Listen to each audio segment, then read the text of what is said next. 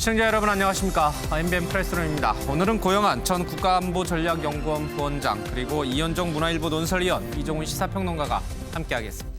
어서 오십시오. 네, 먼저 기자가 이수죠. 현장으로 들어가는 프레스코입니다.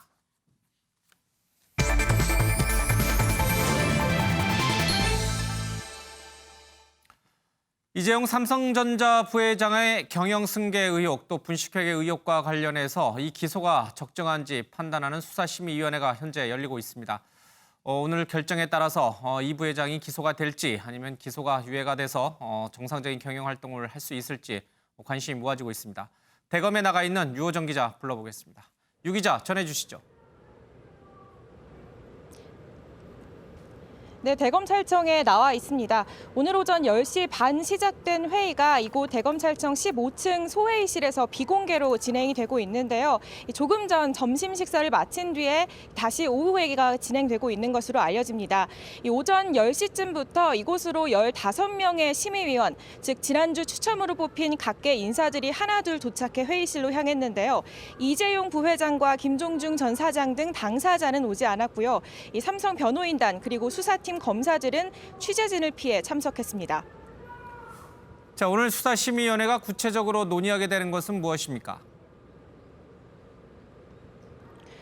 네, 핵심 안건은 경영권 승계 의혹으로 이재용 부회장을 기소하는 게 타당한지 그 여부입니다. 검찰은 합병 당시 불법이 있었고 여기에 이 부회장이 깊숙이 관여했다고 보는 반면 변호인단은 합병이 경영권 승계 목적으로 이루어진 게 아니며 이 부회장도 개입하지 않았다고 맞서고 있습니다. 일단 오전에는 심의위원장인 양창수 전 대법관의 회피 안건부터 논의한 것으로 전해지는데요.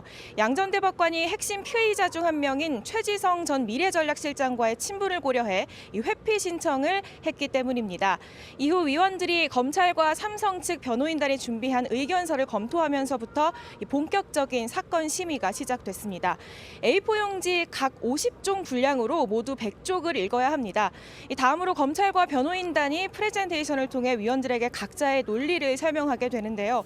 이어 질의응답과 토론을 거친 뒤 표결을 통해서 최종 입장을 의결합니다. 결과는 언제쯤 나옵니까? 네, 수사심의위는 보통 당일 마무리돼 왔습니다. 오늘은 오후 5시 50분까지로 예정이 되어 있는데요. 하지만 논의가 길어지면 이 예정된 시간보다 훨씬 늦게 결론이 날 수도 있습니다. 이번 사건은 수사 기록만 20만 쪽에 달할 만큼 자료가 방대하고요. 특히 혐의가 복잡하고 전문적이기 때문에 질의응답과 토론이 짧은 시간 안에 끝나기는 쉽지 않아 보입니다. 이 때문에 오후 늦게 결론이 날 가능성에 무게가 실리고 있는 상황입니다. 예, 만약에 이 결과, 심의 결과가 검찰에게 불리한 쪽으로, 그러니까 기소가 타당하지 않다는 쪽으로 나오게 될 경우에 앞으로는 어떻게 되는 겁니까?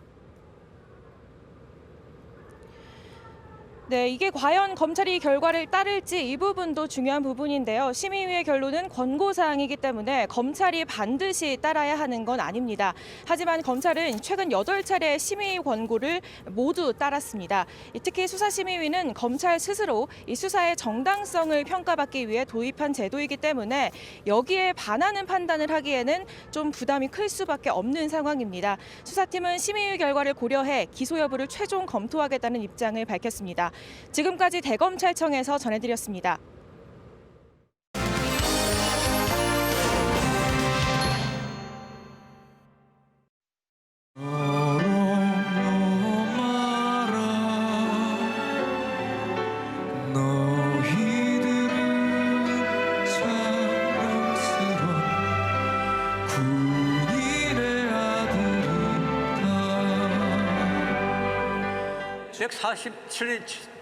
명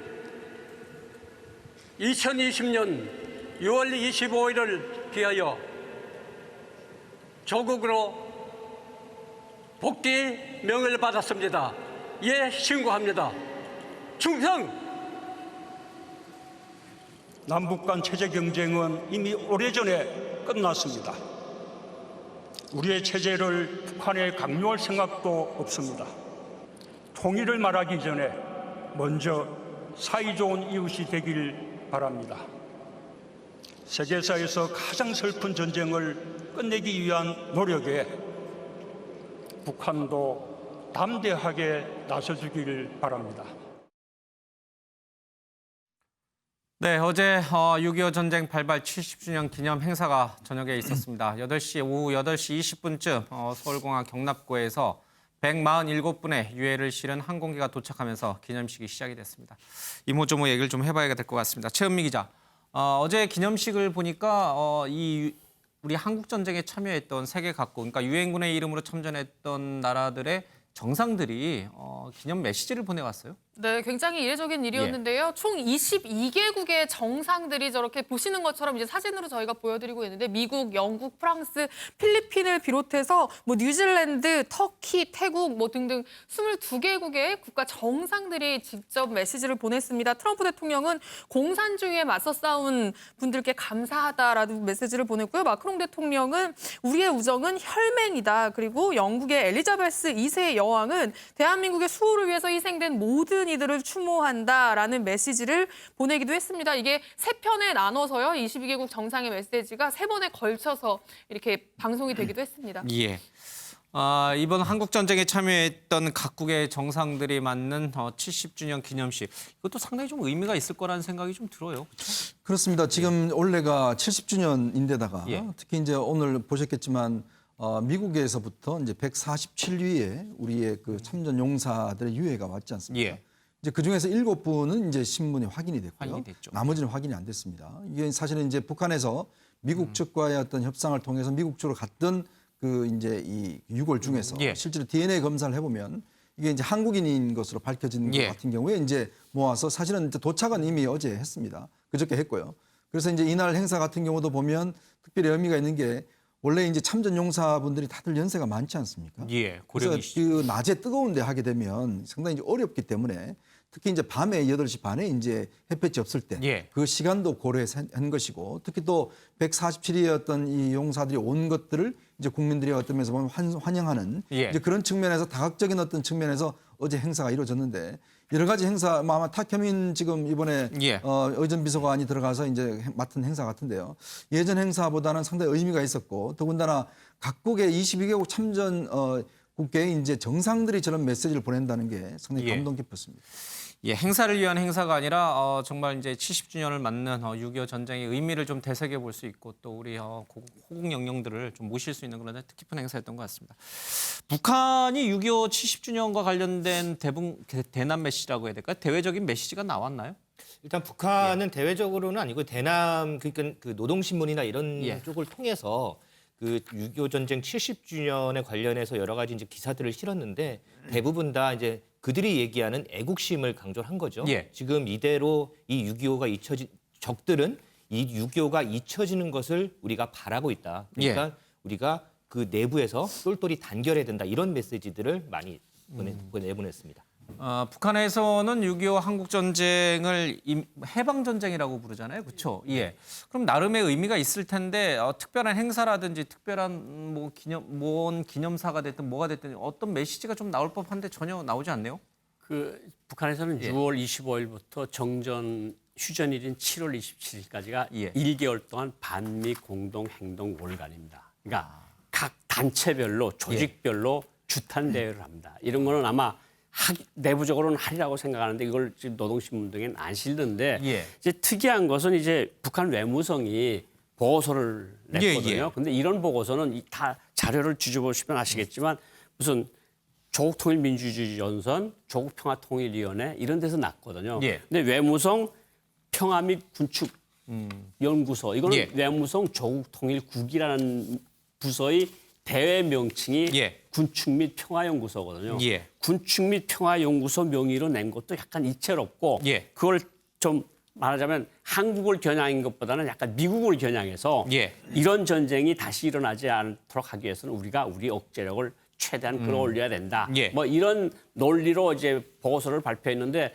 뭐 어쨌든 그래도 보고서 내용을 좀 보니까 그렇게 심한 말들은 없어요. 예. 그러니까 이전에 비해서는 약간 톤 다운. 그러니까 김정은 위원장이 23일 날 보류 정책을 낸 다음에 조금 좀 다운해서 지금 정세를 관리하는 것이 아니냐 이런 생각이 듭니다. 예, 알겠습니다. 어제 조금 전에 들었습니다만 문재인 대통령의 대북 메시지가 나왔는데 최근에 이 김여정의 담화문 이후에 급속히 남북 관계가 얼어붙었다가 김정은 위원장의 군사행동 계획 보류 조치로 약간 소강 국면을 접어들었어요. 그래서 우리 정부가 특히 문 대통령이 어제 무슨 메시지를 내놓을까 굉장히 관심이 많았는데 역시 이제 다시 한번 좀 평화를 추구하자 이런 화해 메시지를 내보낸 것 같아요. 그렇습니다. 어제 문재인 대통령이 15분간 기념사를 했는데요. 예. 그중에 가장 많이 언급한 단어가 바로 평화였습니다. 19번을 언급을 했고요. 예. 그다음 번영이라는 단어를 언급했는데 북한을 사이좋은 이웃으로 표현을 했죠. 예. 그러니까 우리 체제를 북한에 강요할 생각도 없고 상생의 길을 찾아야 한다 이렇게 밝혔는데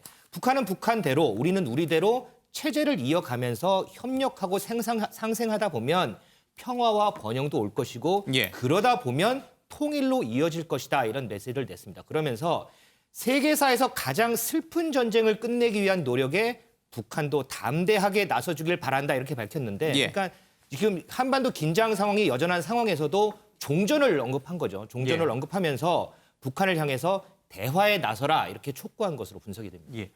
이렇게 되면은 김여정의 담화문 그리고 남북 공동 연락사무소 폭파 그 시기 이전으로 다시 돌아간 거라고 봐야 되나요? 우리 정부의 입장은? 뭐 우리 정부 입장은 그렇게 가고 싶은 건데 예. 이제 북한이 거기에 호응할지가 이제 역시 변수인데 북한은 이제 분명히 취소가 아닌 보류 결정을 내렸고 지금 예. 전반적인 정세를 한번 흩어보겠다 이런 입장인 건 틀림없거든요. 근데 문재인 대통령 연설에서 저는 이런 것들이 좋은 것 같아요. 그러니까 체제 연장은 끝났다. 그리고 우리가 우리 체제를 당신들한테 강요할 생각이 없다. 이건 예.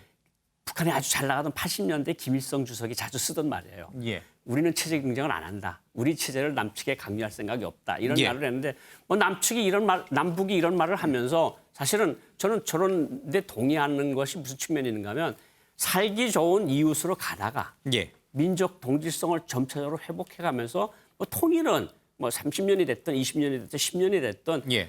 통일을 하자 그러면 항상 그런 문제가 나오거든. 누구에 의한 누구의 통일이냐.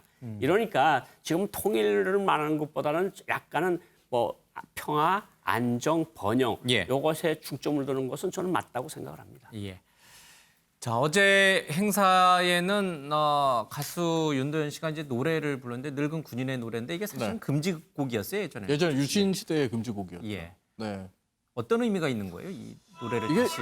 사실 그 2018년 현충일 추념식 때 최백호 씨가 이 노래를 불렀어요. 늙은 군인 노래를 불렀는데 특히 이제 6.25 기념식. 사실 어제는 저녁에 진행되면서 예. 또 윤도현 씨의 저 음색이 기념식이라기보다는 추모식 같은 그런 느낌을 좀 맞아요. 많이 줬어요. 그리고 청와대도 이야기를 했습니다만 늙은 군인의 노래를 선택한 것은 전사 때도 유해가 돌아왔잖아요. 예.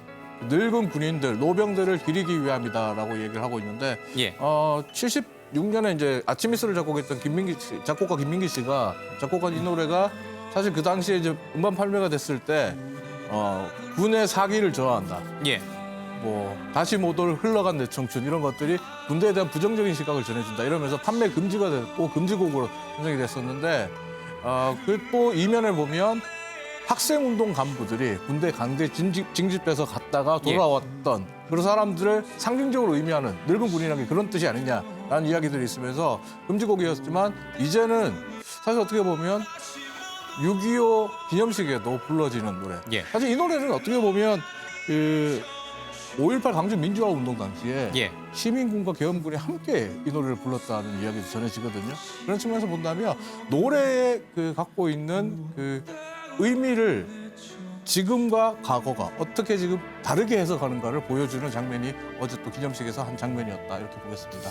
역시 탁현민인가 뭐 그런 얘기가 나오나요? 그건 나와요. 왜냐하면 연출에서 왜 탁현민이 필요했는가 그리고 여러 가지 논란이 있었는데도 불구하고 문재인 대통령과 청와대 인사들이 예. 탁현민을 다시 의전비서관으로 예. 콜업을 했는가를 다시 한번 보여주지 않았나 하는 이야기들이 지금 인터넷과 SNS에 많이 떠돌고 있습니다. 예, 탁현민을 다시 의전비서관으로 발탁했을 때 여러 가지 정치적 논란이 좀 있었습니다만은 결과적으로 이렇게 행사를 너무 슬프지도 않고 또 너무 가볍지도 않으면서 호국영령을 잘 기릴 수 있는 행사를 기획한 거에 대해서 역시 탁현민이구나 이런 얘기가 좀 나옵니다. 사실 어제 문재인 대통령이 메시지에 굉장히 많이 신경을 썼다고 합니다. 예. 특히 어제 메시지를 보면 그동안 잘 쓰지 않던 이제 자유민주주의 또 반공이라든지 이런 용어들이 많이 예. 있어요.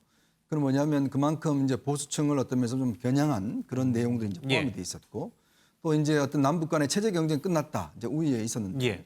저는 하나 아쉬운 게 그런 게 있습니다. 물론 이제 북한과의 우리가 체제 경쟁은 끝났지만 예. 사실 군사적으로 볼 때는 어떤 면에서 보면 비핵 국가와 핵 보유 국가의 차이는 굉장히 큰 것이거든요. 예. 사실 우리가 어떤 면에서 보면 경제력에 있어서만큼은 뭐 북한을 우리가 압도합니다만은 그러나 군사적으로 볼 때는 북한은 핵 보유 국가입니다. 예. 이제 그런 측면에서 볼 때 지금 가장 현안이었던 어떤 북한의 비핵화 문제, 이제 그 문제가 한 마디도 안 나왔다는 것이 저는 상당히 좀 아쉬웠습니다. 예.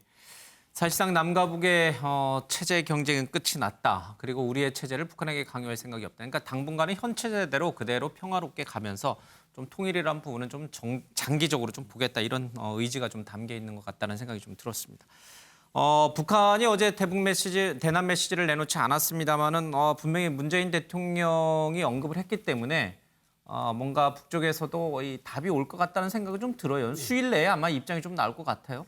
그러니까 지금 보류하고 연관이 됐을 예. 것 같은데 군사행동에 대한 적대행위를 보류시켰잖아요. 예. 그런데 문재인 대통령이 또 이야기를 한 데 대해서 또 뭐 통일을 전혀 이야기를 예. 안 했다든가 뭐 이런 식의 반발은 분명히 있을 거지만 요거는 아마 좀 제한된 범위에서 대남 매체, 예. 대외 매체들 통해서만 좀 나올 것 같고 뭐 북한 사람들한테는 내부적으로는 이런 거를 말하기가 좀 부담스러울 겁니다. 그러니까 예. 조금 더 그거는 두고 봐야 될 것 같습니다. 예, 조금 더 시간을 갖고 좀 북측이 어떤 입장을 내는지 봐야 된다. 자, 이렇게 김정은 위원장이 대남 군사행동 계획에 대해서 보류 조치를 내리긴 했습니다마는 뭐 화상회의를 통해서 그런 얘기를 했다라고 하는데 실적으로 화상회의가 공개되지 않았고 또 김정은 위원장의 육성이라든지 사진이 공개되지 않아서 다시 또 건강 이상 소리 좀 나오는 것 같습니다. 최현미 기자, 이게 또 일본 언론이 나오는데 일본 언론이 이런 보도를 하는 그 소스를 찾아보면 또 우리 남한 쪽의 언론이에요, 그렇죠? 대부분. 네, 그렇습니다. 뭐 남한 쪽 아니면은 이제 북한 접경 지역의 탈북민 뭐 이제 그런 쪽을 이제 예. 주로 이제 소스로 일본 언론이 기사를 굉장히 이제 자극적인 기사들도 많이 써내고 예. 하는데 이번에는 그 일본 고노 방위성이 직접 언급을 했습니다. 그러면서 북한의 최근 행보는 굉장히 이상하다. 강경 태도는 이제 국민들의 눈을 좀 다른 데로 돌리려고 하는 것 같고 예. 김 위원장이 공개된 장소에 나오지 않고 있는데 그런 과정들을 보면 좀 의문점이 있다. 특히 예. 건강 문제에 의문점이 있다면서 사실 이 외무상이 직접 나서가지고 이렇게 김정은 예. 위원장의 건강 문제를 제기하는 이런 모습을 보여주기도 했습니다. 예. 이게 산케이라든지 일본의 좀 뭐 극우적인 성향을 가진 그런 일부 언론이 보도하는 게 아니라 이 굉장히 좀 강요가 얘기했다는 것에 좀 의미가 있는 거예요. 왜냐하면 일본도 나름의 대북 관련된 첩보 정보를 갖고 있잖아요. 또 미국과 정보 공유도 하고 있고 우리랑은 이제 뭐 수출 문제 때문에 지금 뭐 중단돼 있긴 합니다만. 뭐 미일 정보 공유는 아마 우리 한국보다 조금 더 높은 수준에서 공유될 가능성이 충분히 예. 있고요. 저기 방위상 이야기한 거 아닙니까? 예. 방위성 안에 또 정보 부서들이 있거든요. 예. 그리고 일본 사람들이 북중 국경에 굉장히 많은 돈을 투자해서 정보를 수집하려고 하는데 예. 저도 약간 좀 무슨 문제를 제기하고 싶은가 하면 이제 4월 15일 날 원래대로 하면 예. 북한군 장군들을 승진시키는 명령이 매 4월 15일 날 나왔어요. 예. 근데 올해만은 5월 23일 날 한 달 있다 나왔거든요. 그리고 화상회의를 했다 그랬는데 화상회의라는 것 자체는 제가 처음 듣는 소리고. 실제로 그런 것을 할 수 있도록 기술적으로 IT적으로 서포팅이 되느냐? 그것도 이제 좀 문제가 될 수 의문시돼요. 있는 게 북한이 굉장히 비밀에 굉장히 좀 민감한 나라인데 예. 화상회의라는 건 어떻게 해서든지 어떤 망을 통해서 외부에서 들어올 수도 있는 거 아닙니까? 그리고 또 예비회의라 그랬고 참관 인원들을 또 이렇게 정확히 이야기도 안 했어요. 예. 이런 거 보고 말 그대로 화상회의 한 장면도 공개를 안 하고 이런 거에다가 김여정 제1부부장이 6월 4일부터 쭉 대남 관계를 쭉 20일 이상 끌고 갔잖아요. 그러면 김정은 위원장 주변의 신상에 정말 아무 문제도 없는 것일까? 이거는 예. 문제 제기는 한번 해볼 필요가 있을 것 같습니다. 예. 우리 정부는 그러나 단호하게 김정은 위원장의 신변 건강에는 이상이 없다. 이제 이렇게 다시 한번 재확인을 해주고 있는데 일본의 고위 강요 입에서 이런 건강 이상 얘기가 나와서 한 또 가지만 파장이 좀 커- 참고로 예. 말씀드리면 북한도 인트라넷 시스템이 있어서 화상회의를 할 수 있는 시스템은 있다고 합니다. 예. 근데 이제 이번에 영상이 공개되지 않으면서 진짜로 했을까에 대한 진위 여부는 알 수 없습니다만 예. 기술적으로 IT 기술적으로 화상회의를 할 수 있는 기술력은 보유하고 있다 이렇게 보시면 됩니다. 근데 한 걸 본 적은 한 번도 예, 없어요. 예. 그러니까 그렇죠? 지금 공개가 안 되고 있는데 거기 또 워낙 폐쇄적인 인트라넷을 사용해서 하니까 우리나라 외부에서 그 인트라넷에 접근이 안 돼요. 그러다 보니까 소스를 구하지 못하는데 진위 여부는 알 수 없습니다만은 기술력은 갖추고 있는 것으로 파악되고 있다고 합니다. 알겠습니다. 끊임없이 이제 북한에 대한 김정은 위원장의 신변에 대한 관심들이 높아지는 것 같습니다. 자, 이런 가운데 트럼프 미 대통령은 6.25 전쟁 70주년을 기념해서 워싱턴 DC에 있는 한국전쟁 참전 기념비에 헌화를 했습니다. 이현중 의원님, 네. 이 행위를 뭘로 우리는 좀 이해를 해야 될지 모르겠어요. 원래 이제 이 행사는 우리 주한 그 주미 대사가 간 측에서 이제 원래 주최를 해서 하는 행사인데요. 이번 같은 경우는 이제 코로나로 인해서 이제 취소가 됐었는데 사실은 이제 트럼프 대통령이 이제 이 행사에 오늘 참가를 한 겁니다. 예. 그건 아마 여러 가지 이유가 있을 것 같아요. 왜냐하면 최근에 볼튼 전 NSC 보좌관의 지금 예. 그 내용에 보면 우리가 한국을 왜 지켜주냐, 지켜줄 필요가 없다 이런 이야기를 하는 거가 있어요. 예. 주한미군과 관련해서. 근데 사실은 이제 이 한국전쟁 70주년을 맞이해서 당시에 미군이 연인원 150만 명이 이 참전을 했습니다. 그렇죠. 당시에 근데 사망한 사람은 33,686명이 사실 이 전쟁에서 예. 사망을 했어요. 어떤 면에서 보면 미군으로서 가장 많은 사상자를 내는 것인데요. 그렇기 때문에 지금 참전 용사들도 지금 있고 예. 지금 저희 모싱들 가보시면 따로 지금 한국전쟁 지금 참전한 기념비들이 쭉 있습니다. 저기 예. 보면 또 참전자 명단들이 다 이렇게 새겨져 있어요. 그러면 뭐냐면 최근에 아마 트럼프 대통령이 이 동맹을 너무 무시하는 게 아니냐, 동맹 외교를. 그 특히 동맹의 가치를 너무나 어떤 경시하는 거 아닌가. 이런 이제 문제들이 특히 보수층 내에서 많이 나오고 있거든요. 예. 아마 그런 여론들을 의식해서 저렇게 이제 전격적으로 참가를 해서 저를 또 한국에 대한 메시지도 하고 그리고 또 참전 용사들하고 직접 인사하기도 하고. 예. 그러니까 트럼프 대통령이 너무 돈만 챙긴다. 그리고 또 이런 동맹의 가치를 너무 무시한다. 이런 여론을 좀 뭔가 회복하기 위한 저는 아마 정책 행보로 보여집니다. 예.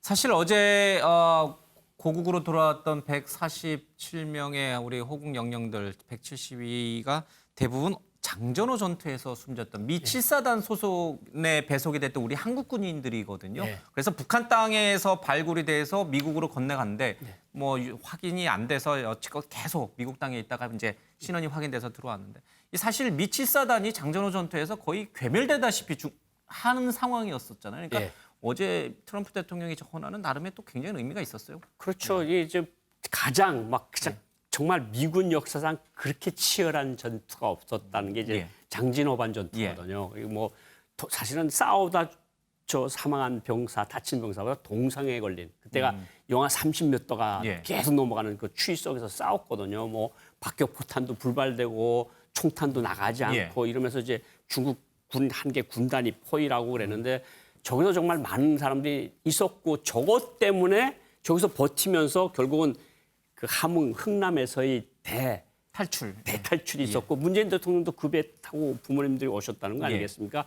그거는 정말 대단한 전투고 미군 역사상 아마 가장 힘든 전투로 기억되는 거고 거기에 대한 아주 미군의 트라우마가 있어요. 그런데 70주년에 맞아서 사실은 나는 뭐 6월 23, 24, 25일 그 행사 보면서 그 우리 유해들이 돌아오는데 비행기 좌석에 앉아 돌아오는데 그 비가 쫙 내리는데 그 비행기 내리는 거 보고 가슴이 좀 울컥. 공교롭게도 비가 내렸어요. 공교롭게. 보슬비 같은. 예, 그리고 6월 25일 당일 날도 아침에 비가 내렸거든요. 이게 민족의 슬픔이 비가 돼서 내리는구나 이런 감정이 제가 너무 감정적인지는 모르겠는데 저런 의미에서 어쨌든 트럼프 대통령이 70주년을 맞아서 저기 알링턴 국립모지 저기 저도 여러 번 가봤거든요. 저기 갔다는 건 굉장한 의미가 있는 것 같고 이제 김현정 의원님 말씀하신 것처럼 저는 그렇게 생각합니다. 보수층에서 정말로 당신은 정말 돈밖에 모르냐, 동맹의 가치, 우리 주한미군의 가치 이런 것들을 너무 폄훼하는 거 아니냐 이런 거를 이식시키기 위한 아주 정치적인 제스처였다고 저도 평가합니다. 예. 어제 147위의 우리 호국 영령들도 돌아왔지만 또 이제 우리 땅에서 발굴이 됐던 미군 유엔군의 유해도 또 이제 건너갔어요. 그렇죠. 예, 알겠습니다. 자, 김태희 기자, 이 볼턴 얘기가 나왔으니까 이 볼턴 회고록을 놓고선 볼턴을 과연 신뢰할 만한가 아닌가를 놓고서 이제 굉장히 여러 가지 이제 얘기들이 뒤섞여져 나오는데 대체적으로 우리 정부는 볼턴은 굉장히 좀 그러니까 부정적으로 이렇게 묘사하는 게 많은 것 같아요. 우리 관료 전현직들은요. 그렇습니다. 이제 볼턴을 비판을 하면서 이제 그 안에 있는 내용에 대해서 이제 빗대서 얘기를 하는데 어쨌든 볼턴이 이 회고록을 통해서 이 문재인 대통령의 여러 가지 대북 관련 노력들을 폄하했잖아요. 근데 예.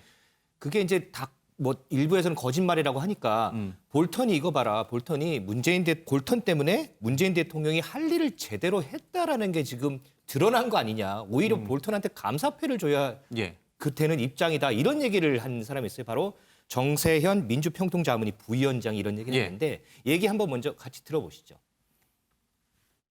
볼턴은 그 핵 문제가 해결되는 걸 반대하는 네. 소위 군산복 합체적 이익을 대변하는 사람이에요. 예. 핵 문제가 해결되면 무기 시장이 없어진다는 생각을 하죠. 그 자기 정체를 분명히 드러내는 과정에서 문 대통령이 북미 정상회담을 성사시켰고 네. 핵 문제를 해결하기 위해서 그가 다리를 놓았고 예. 쉽게 해서 우리 국민들 입장에서 볼 때는 문 대통령이 할 일을 제대로 했다는 것을 볼턴이 확인시켜 준 거죠. 확인해 준 거예요. 예. 그거 하나는 감사장 하나 줄 필요 있어요. 네, 여기에 더해서 이제 조국 예. 전 장관도 SNS를 통해서 좀 거들었는데요. 이 예. 볼턴 회고록 내용을 비판한 한 언론사 칼럼을 인용을 하면서 그 안에 내용을 썼더라고요. 거기에는 볼턴 회고록을 세 줄로 요약하면 이렇다. 볼턴은 온갖 방해를 다 했다. 일본도 같이 방해했다. 트럼프, 문재인, 김정은은 꾸준히 하더라. 이 예. 부분을 이제 글로 남겼는데, 그러니까 본인의 생각을 직접 밝히지 않았지만 이 예. 볼턴 회고록을 반박을 하면서 이렇게 문재인 대통령의 중재자 역할, 그로 인해서 남북, 북미 정상회담이 성사되는데 노력을 했다라는 점을 부각하기 위한 그런 글로 보입니다. 예.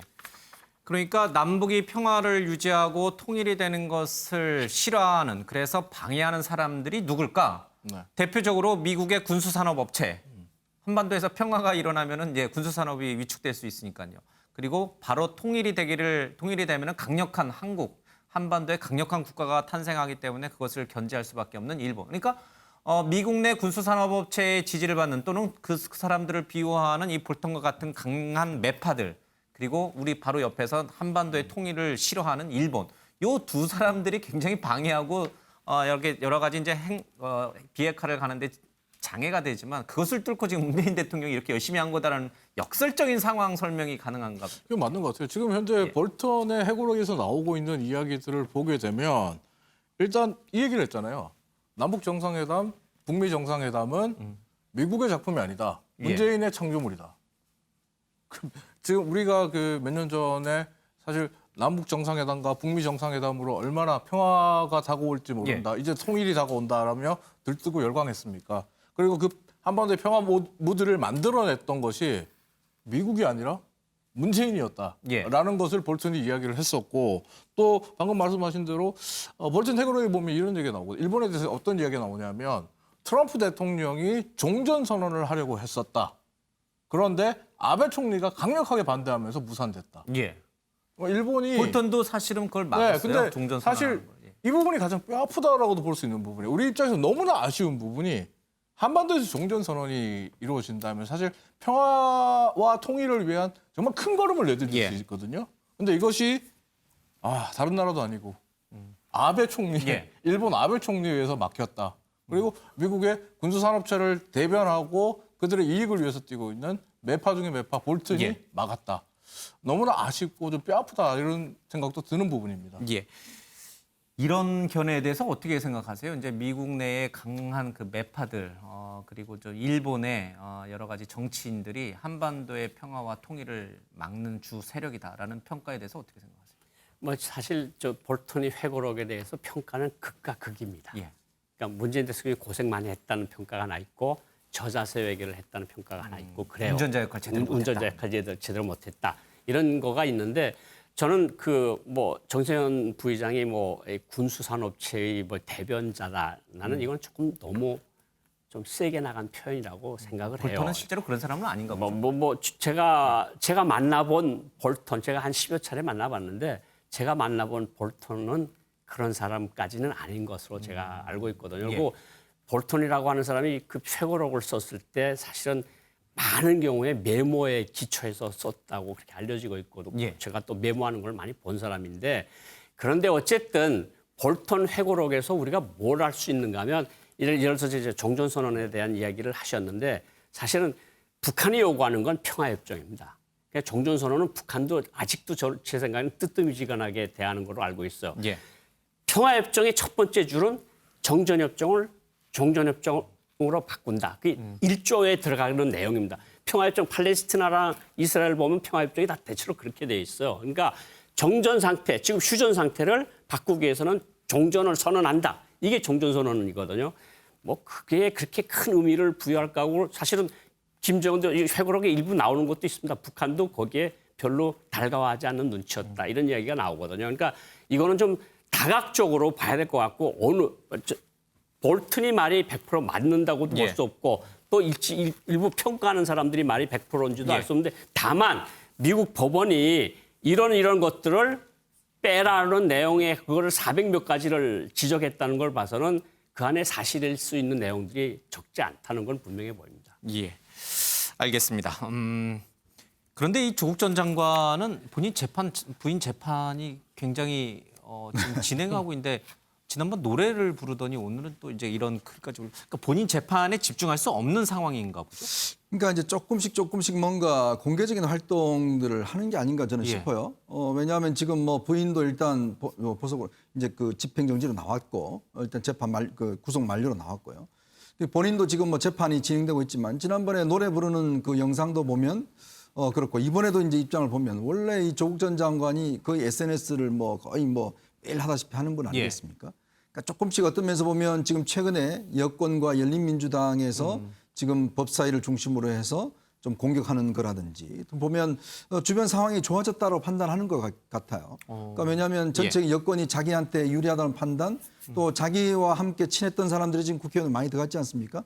자기를 위해서 지금 응원하고 있다는 생각 뭐 그런 측면에서 본다면 저는 여전히 조국은 죽은 카드가 아닌 것 같다. 특히 여권 내에서도 나오는 거 보면 특히 이제 앞으로 이제 법원에서 어떤 판단을 할지 모르겠지만 법원의 어떤 판단 여부에 따라서 저는 여전히 어떤 조국이라는 정치적 카드는 살아있는 게 아닌가. 아마 그런 측면에서 이제 조금씩 본인도 공개적인 활동을 하는 게 아닌가 그런 해석을 하고 싶습니다. 자신과 부인 정경심 교수에 관한 재판이 지금 어떻게 흘러가고 있는지 그 분위기를 봤을 때 사실은 이제 지금 조국 전 장관의 행위가 어떻게 국민에게 비춰질지는 좀 고민해 봐야 될 부분이 분명히 있습니다.